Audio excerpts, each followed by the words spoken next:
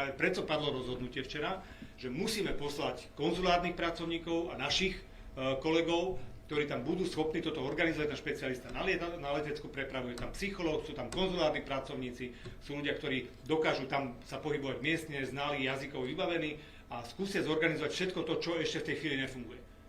Keďže nemáme v Ománe bezprostredne náš priamo zastupiteľský úrad, tak sme tam vlastne urobili tento dočasný výsadok našich ľudí, ktorí v podstate budú pomáhať ľuďom, ku ktorým ich budú odkazovať cez telefón. Ale vždy, keď sme volali, či z ambasádov v Abu Dhabi, či z ambasádov v Egypte, či z ambasádov v Riade, každý jeden nepretržite nasadený na všetky úlohy, ktoré tam majú.